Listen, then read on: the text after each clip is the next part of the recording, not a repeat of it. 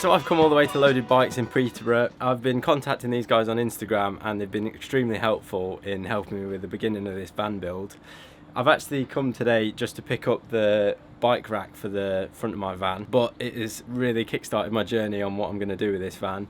They've got their own van here which I've just been having a look at, and I really think it's going to be the base of what I'm going to do with my van. I'll give you a tour of their van now and then I'll show you exactly what I've picked up today.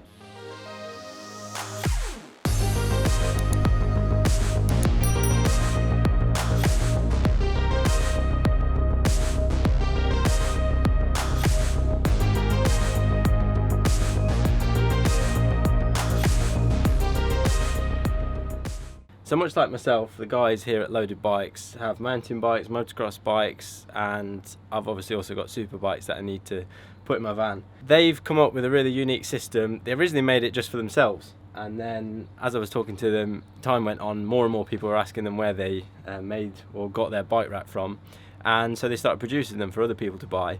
And I came across them on Instagram. It was one of my old sponsors, Andrew Johnson from Tent Rocket, that actually put me in touch with them, and they've got a really cool system. So I've come today, bought my rack down here off them, and it's really easy to fit. I'll show you in a minute exactly what I'm gonna use mine for or how it's gonna fit into my van. I was quickly looking at their van first and it's given me lots of good ideas. So the first thing I noticed was their flooring, and that's something that's been on my mind the whole time in this, because van floors, as many of you'll know, get battered. They've got this board in here which they're going to put me in touch with a guy to get hold of. They do a lot of motocrossing at Fat Cats. If you've been to Fat Cats, you'll know that it's a sand track. This floor still looks pretty new and it's 2 years old. He says he's had toolboxes dragged in and out with sand on, all the motocross bikes coming in and out, and it's stood the test of time. So I'm thinking it's a good idea for me. They've also built into this cabinets around their wheel arches for extra storage, which I think is a really good idea. It's something that I want to include in my van and make the best use of the space. As we come up to the side of the van here, we've got this threshold rail here that you can see. It's something that I want to include in my van because, as you can see over here, this is something Loaded Bikes make. It has different mounting points you can put in. It's also got the ability to strap your ratchet straps to it. And then they also make this fork mount here for mountain bikes, so your front forks can bolt straight onto that, and it gives you extra options when you want to load your mountain bikes into the back of the van. I've got the rail here at the front for my van, so I can just chuck mountain bikes in quickly, motocross bikes in quickly, and super bikes, and it makes it a lot more versatile. But I'm also going to get some of this threshold rail in my van to help me with storage and bolting things into the side of the van, because I talked about this before, but I don't want things getting thrown about in the back of my van. I want somewhere to put cleaning products and stuff like that. So really useful thing, and I'm going to get hold of some more today. It wasn't on my order, but I'm just going to get hold of some today to help me. You have got yourself one shiny new Transit Custom bike rack. Talk me through it. So basically, this has 3 wheel chucks. The angle of the wheel chucks is broad enough that it can take a wide range of bikes. So you can use this for mountain bikes, trials bikes, MX bikes, enduro bikes, sport bikes, which is what you've bought it for. Yeah. And so it holds the wheel. It's not a cradle system, so you do need to strap the bike down once it's in the chuck. But we've got this joggle on one of the wheel chucks, so that when, if you just happen to be transporting 3 identical bikes, you don't have the interaction between the handlebars, so you've got that offset built in with that joggle there. The Transit Custom rack has these little brackets on either end so that you can fix it into the existing fixing points in the A-beams at the front of the van. They sit just behind the bulkhead. It's what the bulkhead attaches to. There are already D-rings there. You just remove those bolts, attach this, put them back. Good to go. It's as easy as that. Yep. Which is exactly what I need, because the second we start putting holes in the side of this van is when it all starts going wrong for me. I know, we don't want anyone putting holes in the van at all. But incidentally, we have a drill jig kit that you can use that will help to stop you from drilling through the side Proper of your van. salesperson's Helen. Yeah. I like how you just snuck that in there. It was great. Gave you that nice little segue. Yeah.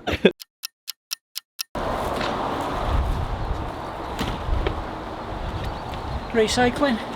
Today is the day I'm actually going to sound deaden it and insulate it. First part of this process is cleaning out the junk that Dad has put in my van, then wash the floor so it's clean before I insulate it.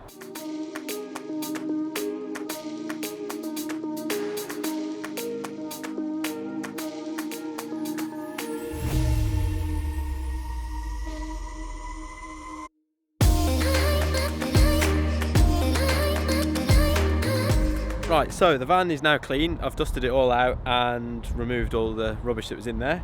I've now got the first product, which was kindly given to me by DodoMat.co.com, from Dodo anyway.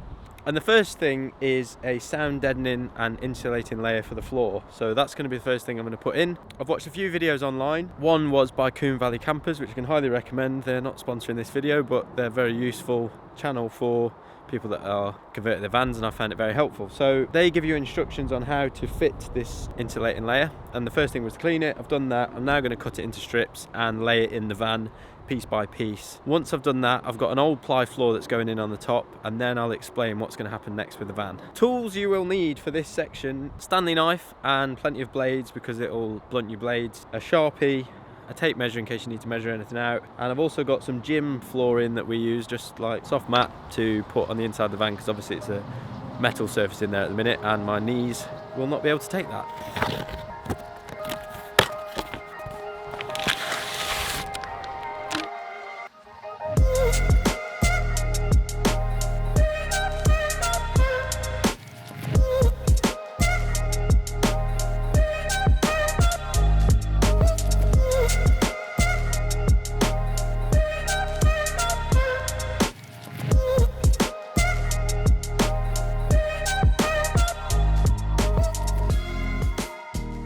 As with all things on the internet, it looked far easier when someone else was doing it. I'll reevaluate how I'm putting this down piece by piece, finish this off because I haven't quite stuck it down properly, and then move on and complete the rest of the floor. I've rewatched the tutorial. I realised what I did wrong. I tried being clever. Well, I wasn't trying to be clever, I was trying to anticipate me making a mistake. I didn't cut the length I needed. I left it on one roll because I was worried I was going to come up short at the end. I've realised if you just cut the piece up, roll that roll up, and then unravel it piece by piece, it should work. Take two.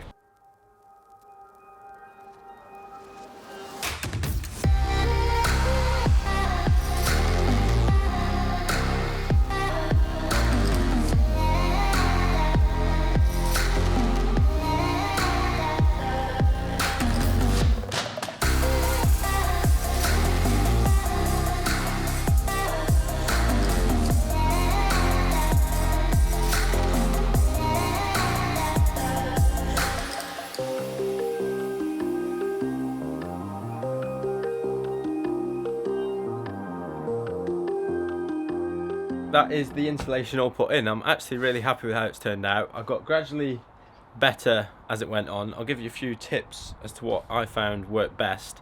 So the first attempt on the first length, keeping it all as one roll, was a mistake. Definitely cut it out to the size that you need it.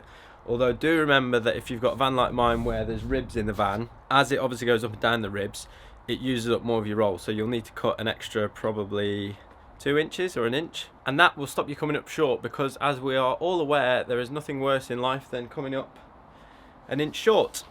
So this was the first length. You can see the mess I made in the middle there where I had to cut it. I filled that in as best I could. Finished there. The second length I did all as one row, which was much better. You can see here where I came up short by an inch. Filled that in. The third one went even better. And then the fourth one, I started getting the hang of it a bit more by the fifth one, and then the sixth one at the end there. So when I first started these van videos, my initial plan was just to carpet the back of the van and make it look nice.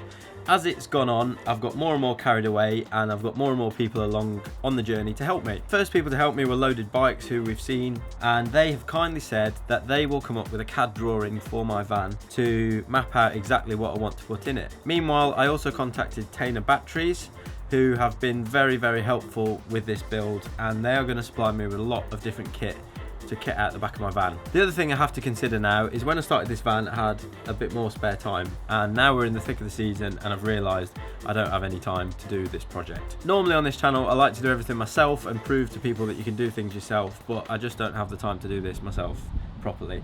So I'm going to have to hand over a few jobs to other people who know exactly what they're doing. So the first people I'm going to hand it over to is Loaded Bikes, and they are going to help me ply line and insulate the back of this van, fit the flooring for me and fit the rails in the floor. They also used a carpenter to help them box off the wheel arches and provide some storage in the wheel arches. So they're also going to do that for me. I've also got someone that's going to provide me with a brand new bulkhead because this one's battered. Dickie, if you're watching this, he is the man who has got a plan for the bulkhead, so that's another job sorted. My data engineer from last year when I raced for Bathams is a guy called Jeff, and he did his own van build a few years ago, and he's going to help me wire everything in, which is a job is way over my head and not something I want to mess up. Thank you to all these amazing people that are going to help with the build. There's a few more little bits I may add in at the end, but for now that's the initial plan. That will get the van working again, and it also means Dad can't use it for a few weeks. He's stood on the other side of this van watching.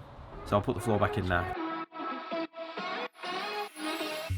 Next job, the floor is back in. I've now got the sound deadening material out. I'm going to unbox this, fit that to the sides and maybe the ceiling as well if I get time, and also the rear doors and the sliding door. And then after that there's an insulating layer that goes on top, and then the thermo fleece on top of that. Time for another time lapse.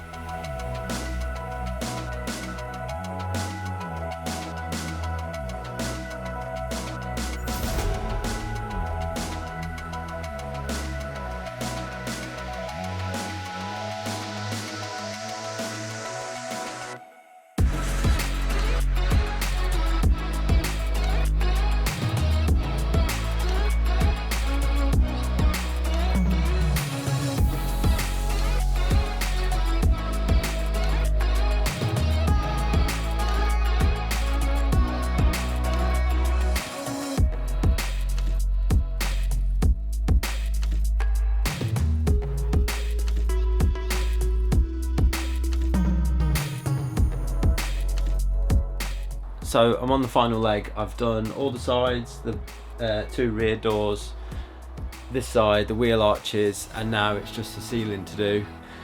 That involves taking this ply line off first that I've made and disconnecting the two lights, or 4 lights. So I'm going to do that. I'm quickly running out of light.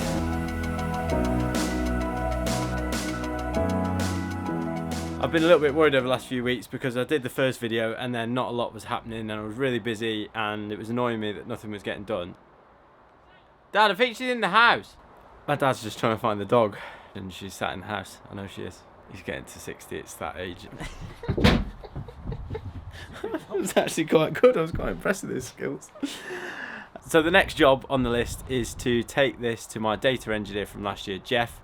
He doesn't even know I'm doing this yet, but Jeff, if you're watching this, I'm coming to you next to show him all the electrical items I've got. I've got a few special surprises that will hopefully make the van a little bit more different and exciting. Once I've done that, I'll then take it to Loaded Bikes, who are going to produce a CAD drawing for me to see exactly how we're going to put this van together. If you're enjoying this so far, make sure you subscribe to the channel and give the video a like, and I'll see you in the next one. Motocross riders, mountain bikers,